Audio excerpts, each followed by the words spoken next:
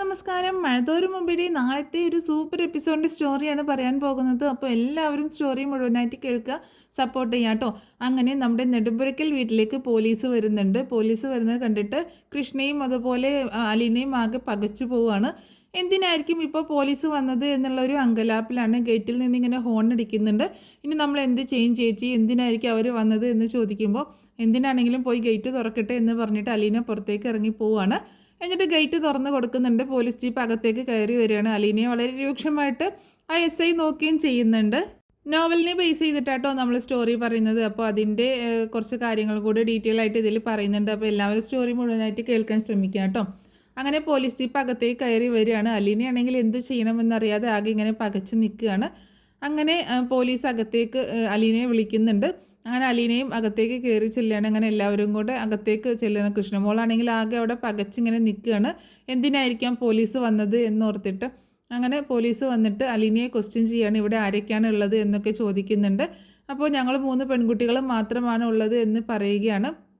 ബാലചന്ദ്രൻ ഇങ്ങനെ നെഞ്ചുവേദന വന്നിട്ട് ഹോസ്പിറ്റലിൽ അഡ്മിറ്റാണ് എന്നുള്ള കാര്യം കൂടി അറിയിക്കുന്നുണ്ട്. അങ്ങനെ അലീനയും അതുപോലെ കൃഷ്ണയ്ക്ക് ആകെ പേടിയായിട്ടുണ്ട്. എന്തായിരിക്കാം ഇങ്ങനെ ഇപ്പോൾ ഇവിടെ ഇങ്ങനെ സംഭവിക്കാൻ പോകുന്നത്, ഇപ്പോൾ എന്തിനായിരിക്കാം പോലീസ് വന്നത് എന്നൊക്കെ എന്നൊക്കെ ഓർത്തിട്ട് ആകെ പേടിയാവുന്നുണ്ട്. ആ സമയത്ത് SI ചോദിക്കുകയാണ്, നീയാണോ അലീന എന്ന് ചോദിക്കുന്നുണ്ട്. അതെ എന്ന് പറയാണ്. നിന്നെക്കുറിച്ച് കുറച്ച് കാര്യങ്ങൾ ഞങ്ങൾ അറിഞ്ഞിട്ടുണ്ട് എന്ന് പറയണം. എന്താ സാർ എന്ന് ചോദിക്കുമ്പോൾ നിന്നെ ഒന്ന് ചോദ്യം ചെയ്യാനുണ്ട്, നീ ഞങ്ങളുടെ കൂടെ ഒന്ന് വരേണ്ടി വരും എന്ന് പറയാണ്. ഇവിടെ വെച്ച് ചോദ്യം ചെയ്യാലോ സാർ എന്ന് പറയുമ്പോൾ നീയാണോ അത് തീരുമാനിക്കുന്നത്, ഞങ്ങൾക്ക് ഇവിടെ വെച്ച് ചോദ്യം ചെയ്യാൻ മനസ്സില്ല, നീ ഞങ്ങളുടെ കൂടെ വന്നേ പറ്റുള്ളൂ എന്ന് പറയുന്നുണ്ട്. അപ്പോൾ ആ അലീനയാണെങ്കിൽ ആകെ പകച്ചിങ്ങനെ നിൽക്കുന്നു. കൃഷ്ണയും പേടിച്ച് നിൽക്കുകയാണ്. ബബിത സീനിലേക്ക് വരുന്നില്ല കേട്ടോ. അലീന പറയുന്നുണ്ട്, സാറിന് എന്താ ചോദിക്കേണ്ടത് ചോദിച്ചോളൂ എന്ന് പറയുമ്പോൾ മുൻപ് നിനക്ക് നേരെ ഒരു ലൈംഗിക അതിക്രമം നടന്നിട്ടുണ്ടോ ഈ വീട്ടിൽ വെച്ച് എന്ന് ചോദിക്കുകയാണ്. അലീന ഒന്ന് പകച്ചു പോകുന്നുണ്ട്. അലീന പറയുന്നുണ്ട് ഇല്ല സാർ എന്ന് പറയണേ. അപ്പോൾ കള്ളം പറയണ്ട, ഞങ്ങൾ എല്ലാ കാര്യങ്ങളും അറിഞ്ഞിട്ടാണ് വന്നിട്ടുള്ളത്. ഹരിശങ്കറും രോഹിത്തും കൂടിയിട്ട് നിന്നെ ഒരിക്കൽ പീഡിപ്പിക്കാൻ ശ്രമിച്ചതല്ലേ എന്ന് ചോദിക്കുകയാണ്. ഇല്ല സാർ, അങ്ങനെ ഒരു സംഭവമേ നടന്നിട്ടില്ല എന്നുള്ള രീതിയിലാണ് അലീന പറയുന്നത്. അങ്ങനെ അപ്പോൾ SI പറയുന്നുണ്ട്, എന്താണെങ്കിലും നീ ഞങ്ങളുടെ കൂടെ ഒന്ന് വന്നേ മതിയാകൂ, അല്ലാതെ വേറെ വഴിയില്ല, ഞങ്ങളുടെ കൂടെ വന്നേ പറ്റൂ എന്ന് പറയുമ്പോൾ സാറിന് എന്ത് വേണമെങ്കിലും ചോദിച്ചോ, ഇവിടെ വെച്ച് ഞാൻ മറുപടി പറയാം, ഇവിടെ വെച്ചും എന്നെ ചോദ്യം ചെയ്യാലോ എന്ന് പറയുമ്പോൾ അത് നിൻ്റെ ഇഷ്ടത്തിനനുസരിച്ചല്ല ചോദ്യം ചെയ്യാനുള്ളത്, ഇവിടെ നിന്നെ കൊണ്ടുപോകാൻ വനിതാ പോലീസിനെയും കൂട്ടിയിട്ടാണ് ഞാൻ വന്നിട്ടുള്ളത്, അതുകൊണ്ട് ഞങ്ങളുടെ കൂടെ വന്നേ പറ്റുള്ളൂ എന്ന് പറയാണ്. ആ സമയത്ത് അലീന പറയുന്നുണ്ട്, ഇവിടെ ഞങ്ങൾ 3 പെൺകുട്ടികൾ തനിച്ചാണ്, ഞാനും കൂടി പോയി കഴിഞ്ഞാൽ ഇവിടെ ഇവർ 2 പേരും മാത്രമായി പോകും എന്ന് പറയാണ്. അതിന് നിന്നെ അവിടെ കൊണ്ടുപോയി പുഴുങ്ങി തിന്നാനൊന്നുമല്ല കൊണ്ടുപോകുന്നത്, പെട്ടെന്ന് തന്നെ നിന്നെ പറഞ്ഞേക്കാം എന്ന് പറഞ്ഞിട്ടാണ് കൊണ്ടുപോകുന്നത്. അങ്ങനെ വനിതാ പോലീസ് വന്നിട്ട് അലീനയെ പിടിക്കുന്നുണ്ട്. അപ്പോൾ അലീന എന്നെ പിടിക്കൊന്നും വേണ്ട, ഞാൻ വരാം എന്നിങ്ങനെ പറയണം. ആ സമയത്ത് രോഹിത്തിൻ്റെ റൂമും ഒക്കെ പരിശോധിക്കണമെന്ന് പറഞ്ഞ് SI ഒരു പോലീസുകാരനെ അങ്ങോട്ടേക്ക് പറഞ്ഞയക്കുന്നുണ്ട്. അങ്ങനെ പോലീസുകാർ അരിച്ചു പെറുക്കി നോക്കുന്നുണ്ട്. പക്ഷെ അവർക്ക് കാര്യമായിട്ടൊന്നും കിട്ടുന്നില്ല. അലീന എല്ലാ സാധനങ്ങളും കൂടെ കൊണ്ടുപോയി എടുത്ത് മാറ്റിയതാണല്ലോ.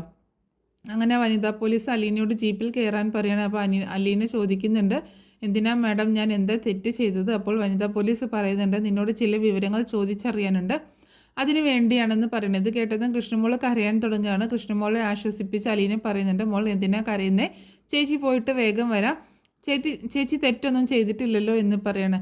അങ്ങനെ പറഞ്ഞ് അലീന അവരോടൊപ്പം ജീപ്പിൽ കയറി പോവുകയാണ്. വഴിയിൽ വെച്ച് SI അലീനയോട് ചോദിക്കുന്നുണ്ട്, നീ ആ വീട്ടിലെ വേലക്കാരിയാണോ എന്ന് ചോദിക്കുകയാണ്. പെട്ടെന്നൊരു മറുപടി പറയാൻ അലീനയ്ക്കും പറ്റിയില്ല. അങ്ങനെ 2 മിനിറ്റ് ആലോചിച്ച് അലീന പറയുന്നുണ്ട് അതെ എന്ന് പറയണം. അത് കേട്ടതും SI മറ്റൊരു ചോദ്യം കൂടി അലീനയോട് ചോദിക്കുകയാണ്, നീ ബ്ലൂ ഫിലിമിൽ അഭിനയിച്ചിട്ടുണ്ടോ എന്ന് ചോദിക്കുകയാണ്. അത് കേട്ടതും അലീന ആകെ വിറങ്ങലിച്ച് നിൽക്കുക കേട്ടോ. ഇത്തരം ഒരു മോശപ്പെട്ട ചോദ്യമൊക്കെ ആയതുകൊണ്ട് തന്നെ അലീന അതിനൊന്നും മറുപടി പറയുന്നില്ല. അപ്പോഴൊക്കെ അലീന ബ്രിജിത്താമ്മയെ ഓർക്കുന്നുണ്ട്. നീ ആർക്ക് മുന്നിലും പതറരുത് എന്ന് ബ്രിജിത്ത മമ്മി പറയുന്നത് പോലെ അലീനയ്ക്ക് തോന്നുകയാണ്. ആ വാക്കുകൾ അവൾക്കൊരു ആത്മവിശ്വാസം നൽകുന്നുണ്ട്. അങ്ങനെ ജീപ്പ് നേരെ എത്തിയത് പോലീസ് ക്യാമ്പിലേക്കാണ്. അപ്പോൾ പോകുന്ന വഴിക്ക് തന്നെ ഡ്രൈവർ ചോദിക്കുന്നുണ്ട്, എങ്ങോട്ടേക്കാണ് സാർ കൊണ്ടുപോകുന്നത്, ക്യാമ്പിലേക്കാണോ സ്റ്റേഷനിലേക്കാണോ എന്ന് ചോദിക്കുമ്പോൾ അലീനയെ ഇങ്ങനെ ഒന്ന് മിററിലൂടെ നോക്കുകയാണ് SI. എന്നിട്ട് പറയുന്നുണ്ട്, ക്യാമ്പിലേക്ക് കൊണ്ടുപോയാൽ മതി എന്ന് പറയാണ്. അങ്ങനെ ആ ക്യാമ്പ് എന്ന് പറയുന്നത് ഒരു 2 നില കെട്ടിടമാണ്. താഴെ SIയുടെ ഓഫീസും മേലെ CIയുടെ ഓഫീസുമായിട്ടാണ് പോലീസ് ക്യാമ്പിന് മുമ്പിലാണെങ്കിൽ നിറയെ പത്രക്കാരും രാഷ്ട്രീയ പ്രവർത്തകരും അതുപോലെ ജയിലിൽ കിടക്കുന്നവന്മാരുടെയൊക്കെ ബന്ധുക്കളൊക്കെ കൊണ്ട് നിറഞ്ഞു നിൽക്കുകയാണ്. അതിനിടയിലേക്കാണ് പോലീസ് ജീപ്പ് വരുന്നത്. പോലീസ് ജീപ്പിൽ നിന്ന് അലീന ഇറങ്ങുന്നത് കണ്ട് പത്രക്കാരൊക്കെ അലീനയ്ക്ക് നേരെ തിരിയുന്നുണ്ട്. ഇതാണോ സാർ ബലാത്സംഗത്തിനിരയായ പെൺകുട്ടി എന്ന് ചോദിക്കുകയാണ്. അതോ വല്ല ബലാത്സംഗ കേസിലെ പ്രതിയാണോ എന്നൊക്കെയുള്ള ചോദ്യങ്ങളാണ് പത്രക്കാർ ചോദിക്കുന്നത്. അവരെയെല്ലാം തള്ളി മാറ്റിക്കൊണ്ട് SI അലീനയെ പോലീസ് സ്റ്റേഷനിലേക്ക് കൊണ്ടുപോകുന്നുണ്ട്. ആ ക്യാമ്പിലേക്ക് അങ്ങോട്ട് കൊണ്ടുപോവുകയാണ്. അലീന ആകെ നാണം കെട്ടു പോകുന്ന ഒരു സിറ്റുവേഷനിലാണ്. പത്രവും അതുപോലെ മീഡിയം ഒക്കെ ഉണ്ടല്ലോ, അവരാണെങ്കിൽ ഇങ്ങനെ ഓരോ ചോദ്യങ്ങളൊക്കെ ചോദിക്കുന്നുണ്ട്. ഇതായിരിക്കാം ആ ബലാത്സംഗം ചെയ്യപ്പെട്ട പെൺകുട്ടി എന്നാണ് അവരാദ്യം വിചാരിക്കുന്നത്. അങ്ങനെ സ്റ്റേഷനിൽ എത്തിയതും SI വീണ്ടും ജീപ്പിൽ വെച്ച് ചോദിച്ച അതേ ചോദ്യം തന്നെ ചോദിക്കാൻ തുടങ്ങുകയാണ്. നീ വല്ല ബ്ലൂ ഫിലിമിലും അഭിനയിച്ചിട്ടുണ്ടോ എന്ന് ചോദിക്കുമ്പോൾ ഇല്ല എന്ന് അലീന മറുപടി പറയണം. നിന്നെ ബ്ലൂ ഫിലിമിൽ അഭിനയിക്കാൻ ആരെങ്കിലും പ്രേരിപ്പിച്ചിട്ടുണ്ടോ? സ്വർണമോ പണമോ തന്ന് അല്ലെങ്കിൽ ആരെങ്കിലും ഭീഷണിപ്പെടുത്തിയിട്ടോ മറ്റോ എന്ന് ചോദിക്കുകയാണ്. ഇതിനും മറുപടിയായി ഇല്ല എന്നാണ് അലീന പറയുന്നത്. നീ ബാലചന്ദ്ര മേനോൻ്റെ വീട്ടിൽ ജോലി ചെയ്യാൻ തുടങ്ങിയിട്ട് എത്ര മാസമായി എന്ന് ചോദിക്കുമ്പോൾ കുറേ മാസങ്ങളായി എന്ന് അലീന മറുപടി പറയുന്നുണ്ട്. അപ്പോഴേക്കും SIയുടെ അടുത്ത ചോദ്യം വരികയാണ്. അടുത്തൊരു ചോദ്യം ചോദിക്കുന്നുണ്ട്. നിനക്ക് ബാലചന്ദ്ര മേനോനുമായിട്ട് എന്തെങ്കിലും രഹസ്യ ബന്ധമുണ്ടോ എന്ന് ചോദിക്കുകയാണ്. അത് കേട്ടതും അലീനയ്ക്ക് ദേഷ്യം വരാൻ തുടങ്ങി. അവൾ ഇല്ല എന്ന് ഉറച്ച സ്വരത്തോട് കടുപ്പിച്ച് തന്നെ പറയാണ്.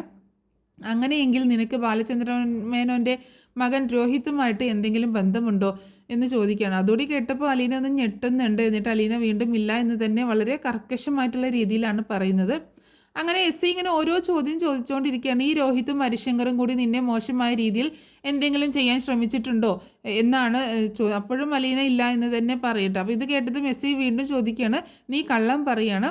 അതിന് മറുപടിയായിട്ട് അലീന പറഞ്ഞത് കള്ളം പറയുന്നത് കൊണ്ട് നന്മയാണ് ഉണ്ടാകുന്നതെങ്കിൽ ഞാൻ കള്ളം പറയും സാർ എന്ന് പറയാണ്. ഇത് കേട്ടതും SIക്ക് ദേഷ്യം വരാൻ തുടങ്ങുന്നുണ്ട്.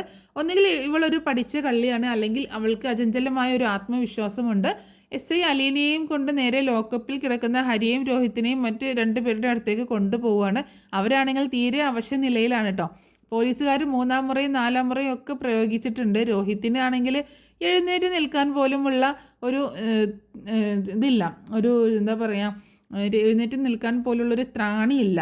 രോഹിത്തിൻ്റെ അവസ്ഥ കണ്ടതും അലീനയ്ക്ക് കുറച്ച് സങ്കടമൊക്കെ തോന്നുന്നുണ്ട്. എന്നാലും ഇങ്ങനൊരു പെൺകുട്ടിയോട് ഇത്രയും ക്രൂരതയൊക്കെ കാണിച്ചതിൽ അതിൻ്റെയൊക്കെ ദേഷ്യമുണ്ട്.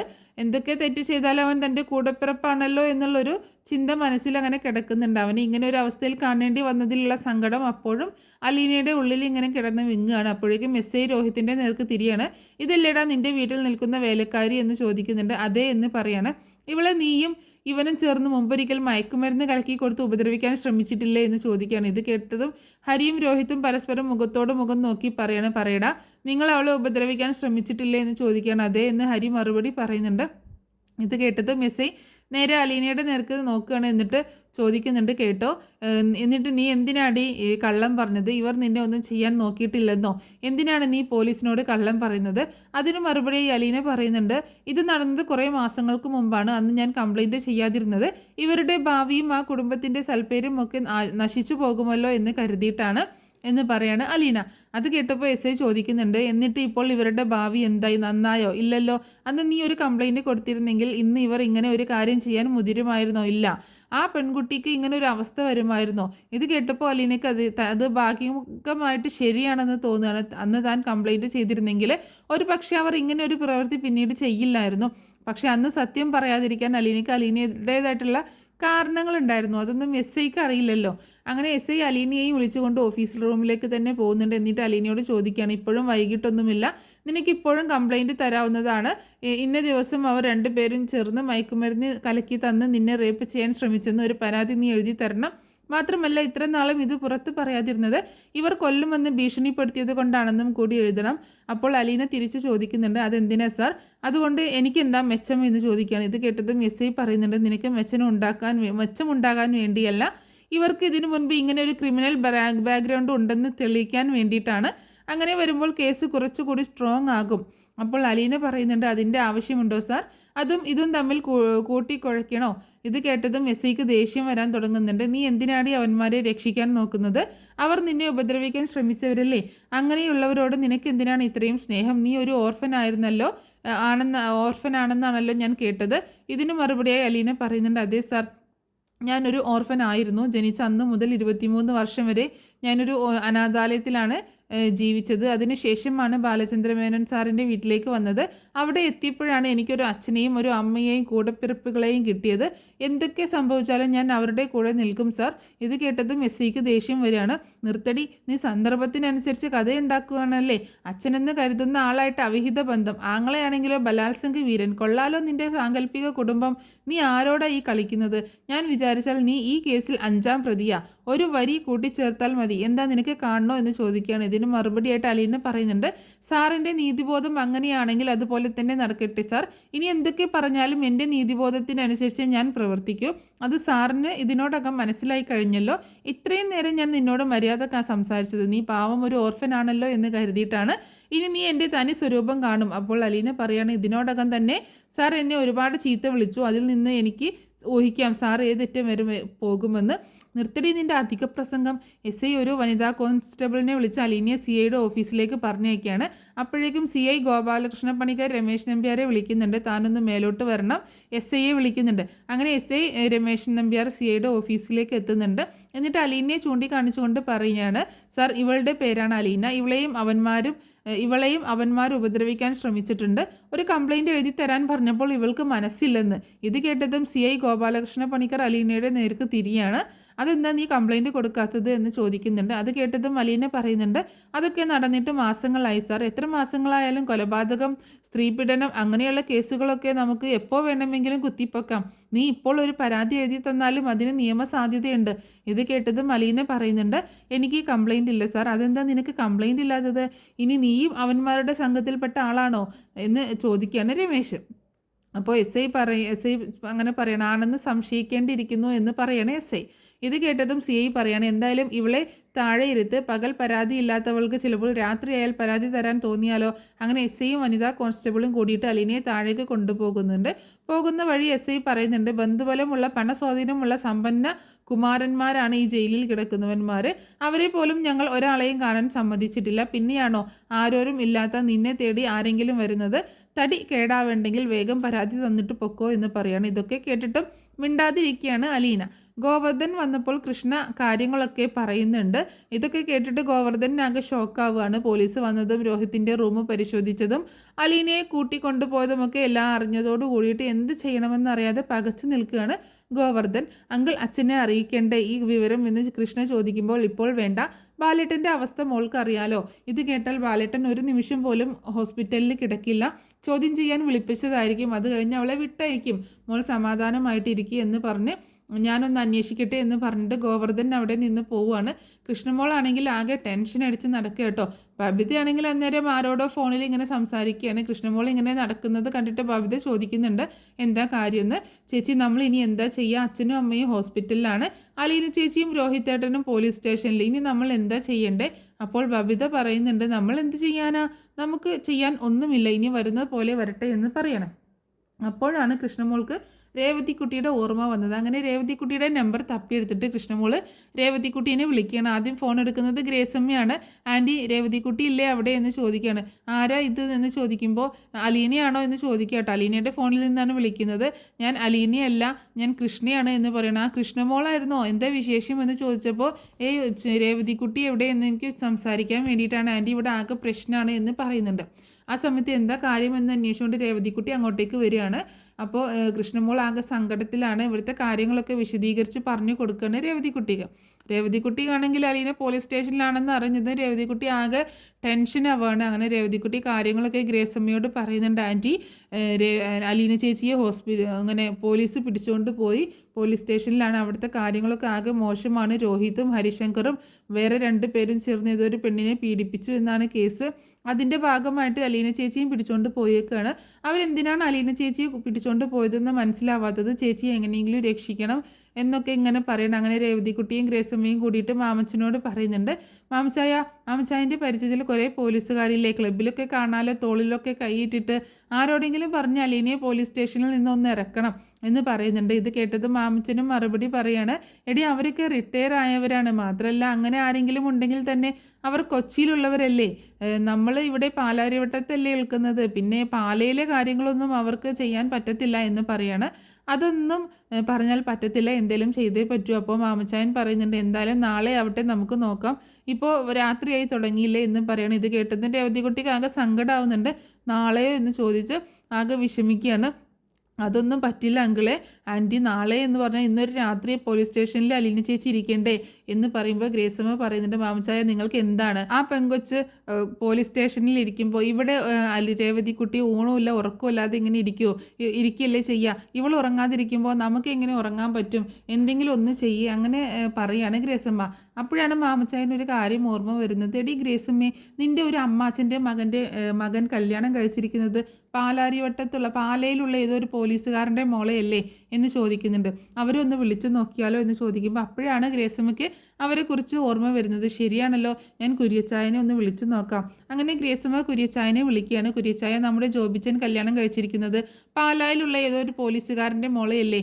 അതെ, ഞങ്ങൾക്കൊരു സഹായം വേണമായിരുന്നു. എന്താ ചോദിക്കുമ്പോൾ ഞങ്ങൾക്ക് വേണ്ടപ്പെട്ട ഒരു കുട്ടി ഇപ്പോൾ പോലീസ് സ്റ്റേഷനിൽ ഉണ്ട് പാലായിൽ, അവളെ ഒന്ന് ഇറക്കാൻ അങ്ങേരുടെ നമ്പർ ഒന്ന് തരാൻ പറ്റുമോ എന്ന് ചോദിക്കുമ്പോൾ കുര്യച്ചായൻ പറയുന്നുണ്ട്, നമ്പറൊക്കെ തരാം, പക്ഷെ അയാൾ സഹായിക്കുമോ ഇല്ലയോ എന്ന് നമുക്ക് ഉറപ്പില്ല. കാരണം അവരുടേതൊരു രജിസ്റ്റർ മാരേജ് ആയിരുന്നല്ലോ, ഒരു ഒളിച്ചോട്ട കല്യാണം. പോരാത്തതിന് അവർ ഹിന്ദുക്കളും നമ്മൾ ക്രിസ്ത്യാനികളും. ഇപ്പോൾ പ്രശ്നങ്ങളൊന്നുമില്ല, എന്നാലും ചെറിയൊരു മുറുമുറുപ്പ് അതൊക്കെ ഉണ്ട് എന്ന് പറയാണ്. എന്തായാലും നമ്പർ ഒന്ന് തായോ, ഞാനൊന്ന് വിളിച്ചു നോക്കട്ടെ എന്ന് പറഞ്ഞിട്ട് അങ്ങനെ ഗ്രേസമ്മയ്ക്ക് കുര്യച്ചായൻ നമ്പറൊക്കെ കൊടുക്കുന്നുണ്ട്. അങ്ങനെ ഗ്രേസമ്മ ആ നമ്പർ എടുത്ത് മാമച്ചൻ്റെ കയ്യിൽ കൊടുക്കുകയാണ്. എന്നിട്ട് മാമച്ചനാണ് വിളിക്കുന്നത്. ജോബിച്ചനെ വിളിച്ചതും കാര്യങ്ങളൊക്കെ മാമച്ചായൻ പറയുന്നുണ്ട്. കാര്യങ്ങളൊക്കെ കേട്ട് കഴിഞ്ഞപ്പോൾ വലിയ താല്പര്യമില്ലാത്ത പോലെയാണ് ജോബിച്ചായൻ സംസാരിച്ചത്. അത് മാമച്ചനോട് മാമച്ചന് അത്ര ഇഷ്ടപ്പെട്ടില്ല. മാമച്ചനാണെങ്കിൽ ആകെ മസിൽ പിടിച്ചിങ്ങനെ നിൽക്കുകയാണ്. അപ്പോഴേക്കും ഗ്രേസമ്മയും രേവതിക്കുട്ടിയും ഡ്രസ്സൊക്കെ മാറി വരുന്നുണ്ട് പോകാനായിട്ട്. അപ്പോഴാണ് മാമച്ചായൻ പറയുന്നത് അവർക്ക് തീരെ താല്പര്യമില്ലാത്ത പോലെയാണ് സംസാരിച്ചത്.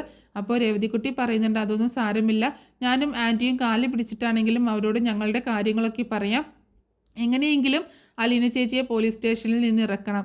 അപ്പോഴും മാമച്ചായൻ വരില്ല എന്നുള്ള മട്ടിലാണ് നിൽക്കുന്നത്. അത് കണ്ടത് രേവതിക്കുട്ടിയുടെ കണ്ണൊക്കെ നിറയാൻ തുടങ്ങുകയാണ്. അപ്പോൾ തന്നെ മാമച്ചായൻ്റെ മനസ്സ് അലിയുന്നുണ്ട്. അങ്ങനെ മാമച്ചായനും രേവതിക്കുട്ടിയും ഗ്രേസമ്മയും കൂടിയിട്ട് ജോബിച്ചിൻ്റെ വീട്ടിലേക്ക് പോകുന്നുണ്ട്. മാമച്ചായൻ ഗേറ്റിന് പുറത്ത് നിന്നുള്ള ഗ്രേസമ്മയും രേവതിക്കുട്ടിയും കൂടിയിട്ട് വീട്ടിലേക്ക് കയറി ചെല്ലുകയാണ്. ഗ്രേസമ്മയും രേവതിക്കുട്ടിയും കണ്ടതും ജോബിച്ചിന് സന്തോഷമാവുന്നുണ്ട്. അവരെ സ്വീകരിച്ച് അകത്തേക്ക് ഇരുത്തുകയാണ്. അങ്ങനെ കാര്യങ്ങളൊക്കെ സംസാരിക്കുന്നുണ്ട്. വെറും ഒരു വേലക്കാരിക്ക് വേണ്ടിയിട്ട് നമ്മൾ ഇത്രയൊക്കെ റിസ്ക് എടുക്കണോ എന്ന രീതിയിലാണ് ജോബിച്ചൻ സംസാരിച്ചത്. അലീന വെറും വേലക്കാരി അല്ല എന്ന് പറയാണ്. അവളെ ഒരു വേലക്കാരിയായിട്ട് കാണരുത് എന്നും ഗ്രേസമ്മ പറയുന്നുണ്ട്. അത്രയും നല്ലൊരു പെങ്കൊച്ച് വേറെ കാണാൻ കിട്ടില്ല എന്നൊക്കെയാണ് ഗ്രേസമ്മ പറയുന്നത്. അങ്ങനെ അവസാനം ജോബിച്ചൻ അമ്മായിപ്പനോട് സംസാരിക്കാൻ ഏറ്റാണ്. അതിനിടയിൽ മാമച്ചനെ പോയി കണ്ട് മാമച്ചൻ്റെ പിണക്കമൊക്കെ മാറ്റി മാമച്ചനും ജോബിച്ചനും രേവതിക്കുട്ടിയും കൂടിയിട്ടാണ് DVSPയുടെ അടുത്തേക്ക് പോകുന്നത്. അതിനു മുൻപേ ജോബിച്ചൻ്റെ ഭാര്യ അച്ഛനെ വിളിച്ച് കാര്യങ്ങളൊക്കെ പറഞ്ഞിട്ടുണ്ടായിരുന്നു. അവർ നേരെ ചെന്നത് DYSPയുടെ ഓഫീസിലേക്കാണ്. മധുസൂദനൻ ആണ്. അങ്ങനെ DYSPയെ കണ്ടതും കാര്യങ്ങളൊക്കെ പറയാണ്. ആ പെൺകുട്ടിയെ ചോദ്യം ചെയ്യാൻ വേണ്ടിയിട്ട് വിളിച്ചു വരുത്തിയതാണ്. അതിനെ ഇതിനോടകം വിട്ടിട്ടുണ്ടാവണമല്ലോ എന്ന് പറയുമ്പോൾ ഇതുവരെ വിട്ടിട്ടില്ല എന്ന് മാമച്ചനും പറയാണ്. അത് കേട്ടതും DYSP ഇവരെ എല്ലാം കൂട്ടിയിട്ട് CIയുടെ ഓഫീസിലേക്ക് പോകുന്നുണ്ട്. അന്നേരം CI ആണെങ്കിൽ അലീനയെ ചോദ്യം ചെയ്തുകൊണ്ടിരിക്കുകയായിരുന്നു. അലീനയെ ചുമരോട് ചേർത്ത് നിർത്തി തൻ്റെ ലാത്തി കൊണ്ട് മുഖത്തും കഴുത്തിലും ഒക്കെ വെക്കുന്നുണ്ട്. CI, എന്താടി നിനക്ക് അവർക്കെതിരെ കംപ്ലൈൻറ്റ് ചെയ്യാൻ ഇത്ര മടി? നീയും അവനും തമ്മിൽ എന്തെങ്കിലും ബന്ധമുണ്ടോ? ഇത്രയും ചോദ്യങ്ങൾ തന്നെയാണ് CIയും അവളോട് ചോദിക്കുന്നത്. അപ്പോഴേക്കും DYSP അവിടെ എത്തുന്നുണ്ട്. DYSPയെ കണ്ടതും വനിതാ കോൺസ്റ്റബിൾ ഒന്ന് പേടിക്കുന്നുണ്ട് കേട്ടോ. എവിടെയാണ് ആ പെൺകുട്ടി എന്ന് ചോദിക്കുമ്പോൾ CIയുടെ ഓഫീസിലുണ്ടെന്ന് മറുപടി പറയാണ്. വനിതാ കോൺസ്റ്റബിൾ DYSPയെ കണ്ടതും CI ഗോപാലകൃഷ്ണ പണിക്കർ പെട്ടെന്നൊന്ന് ഞെട്ടുന്നുണ്ട്. തീരെ പ്രതീക്ഷിക്കാതെയാണ് അയാളുടെ കടന്നു വരവ്. അലീനയാണെങ്കിൽ ആകെ പേടിച്ച് നിൽക്കുകയാണ്. DYSP വന്നതും CIയുടെ ആയിട്ട് ചോദിക്കുന്നുണ്ട്. അതുപോലെ ആ സമയത്ത് മനുവിനെ വിളിച്ചിട്ടും കൃഷ്ണ പറയുന്നുണ്ടായിരുന്നു മനുവും പോലീസ് സ്റ്റേഷനിലേക്ക് വരുന്നുണ്ട് കേട്ടോ. അങ്ങനെ CIയോട് ചോദിക്കുന്നുണ്ട്, എന്താ തൻ്റെ ചോദ്യം ചെയ്യൽ ഇതുവരെ കഴിഞ്ഞില്ല എന്ന് ചോദിക്കുമ്പോൾ CI പറയാണ്, സാർ അവന്മാർ ഇവളെയും ഉപദ്രവിച്ചിട്ടുണ്ട്, എന്നിട്ട് ഒരു കംപ്ലൈൻറ്റ് എഴുതി തരാൻ പറഞ്ഞപ്പോൾ അവൾക്ക് മനസ്സില്ലെന്ന്. അപ്പോൾ DYSP അലീനയോട് ചോദിക്കുന്നുണ്ട്, അതെന്താ നിനക്ക് കംപ്ലൈൻറ്റ് കൊടുക്കാൻ മടി എന്ന് പറയുമ്പോൾ അലീന പറയുന്നുണ്ട്, ഈ സംഭവമൊക്കെ നടന്നിട്ട് മാസങ്ങളായി സാർ, എന്നെ ഒരു കുടുംബാംഗത്തെ പോലെ കാണുന്ന ഒരു വീട്ടുകാരോട് ഞാൻ എങ്ങനെയാണ് ഇതിന് കംപ്ലൈൻറ്റ് ചെയ്യുന്നത്? പരാതിപ്പെടാതിരിക്കാനും എനിക്ക് അവകാശമില്ലേ? 8 മണിക്കൂറായി എന്നെ ഇവിടെ കൊണ്ടുവന്നിട്ട് ഒരിറ്റ് വെള്ളമോ ഭക്ഷണമോ എനിക്ക് വാങ്ങി തന്നിട്ടില്ല. പോലീസുകാരുടെ ഡ്യൂട്ടി ഉള്ള പരാതി അന്വേഷിക്കലാണോ അതോ ഉള്ള പരാതി അന്വേഷിക്കലാണോ ഇല്ലാത്ത പരാതി ഭീഷണിപ്പെടുത്തി എഴുതി വാങ്ങലാണോ എന്ന് ചോദിക്കുകയാണ് അലീന. ഇത് കേട്ടതും DYSP നമ്മുടെ CIയെ വളരെ രൂക്ഷമായിട്ടൊന്ന് നോക്കുകയാണ്. CI ആണെങ്കിൽ തല കുനിച്ച് നിൽക്കണം. അപ്പോൾ അലീന പറയുന്നുണ്ട്, സാർ ഞാനൊരു സംശയം ചോദിച്ചോട്ടെ, ഈ ലാത്തി എന്ന് പറയുന്നത് പെൺകുട്ടികളുടെ നെഞ്ചത്ത് കുത്തി കീറാനുള്ളതാണോ, കുത്തി കളിക്കാനുള്ളതാണോ എന്നൊക്കെ ചോദിക്കുകയാണ്. ഇത് കേട്ടതും DYSPക്ക് കാര്യം മനസ്സിലാവുന്നുണ്ട്. അങ്ങനെ അലീനയോട് പോയിക്കൊള്ളാൻ പറഞ്ഞ് അലീന ചെന്ന് നോക്കുമ്പോൾ അവിടെ രേവതിക്കുട്ടിയും മാമച്ചായനും നിൽക്കുന്നുണ്ട്. അതുപോലെ നമ്മുടെ മനുവും ഗ്രേസമ്മയും ഒക്കെ ഉണ്ട്. രേവതിക്കുട്ടിയെ കണ്ടതും അലീനയ്ക്ക് ഭയങ്കര സന്തോഷമാവുകയാണ്. അപ്പോൾ അലീന ചോദിക്കുകയാണ്, നീ എങ്ങനെയാണ് ഈ വിവരങ്ങളൊക്കെ അറിഞ്ഞത് മോളെ എന്ന് ചോദിക്കുന്നുണ്ട്. അപ്പോൾ രേവതിക്കുട്ടി പറയാണ്, കൃഷ്ണമോളാണ് എന്നെ വിളിച്ചറിയിച്ചത്. തൊട്ടടുത്ത് തന്നെ മാമച്ചായൻ നിൽക്കുന്നുണ്ട്. മാമച്ചനെ കണ്ടതും അലീന പറയാണ്, എന്നെ ഇങ്ങനെ ഒരു അവസ്ഥയിൽ കാണേണ്ടി വന്നില്ലേ, സോറി അങ്കിൾ. അപ്പോൾ മാമച്ചൻ അലീനയുടെ തോളിൽ തട്ടിക്കൊണ്ട് പറയാണ്, നീ എന്തിനാണ് സോറി പറയുന്നത്, അതിന് നീ തെറ്റൊന്നും ചെയ്തിട്ടില്ലല്ലോ. അപ്പോഴും DYSP അവിടെ നിന്ന് CA നന്നായിട്ട് ചീത്ത പറയുന്നുണ്ട് കേട്ടോ. അപ്പോൾ ഇത്രയൊക്കെ സംഭവങ്ങളാണ് ഇനിയിപ്പോൾ നാളത്തെ എപ്പിസോഡിൽ സംഭവിക്കുന്നത്. ഒരു പക്ഷേ ഇത് മുഴുവനായിട്ടൊന്നും നാളത്തെ എപ്പിസോഡിൽ സംഭവിക്കാനുള്ള സാധ്യതയില്ല. ഇതിൽ കുറച്ച് കാര്യങ്ങളൊക്കെ മറ്റന്നാളത്തെ എപ്പിസോഡിലായിരിക്കും. എന്താണെങ്കിലും നമ്മുടെ മഴതോരും മുമ്പിൽ നോവലിനെ ബേസ് ചെയ്തിട്ടുള്ള ഒരു സ്റ്റോറിയാണ് ഞാൻ പറഞ്ഞിട്ടുള്ളത്. അപ്പോൾ എല്ലാവരും സ്റ്റോറി മുഴുവനായിട്ട് കേട്ടിട്ടുണ്ടാകുമെന്ന് വിചാരിക്കുകയാണ്. സപ്പോർട്ട് ചെയ്യാൻ മറക്കരുത് കേട്ടോ.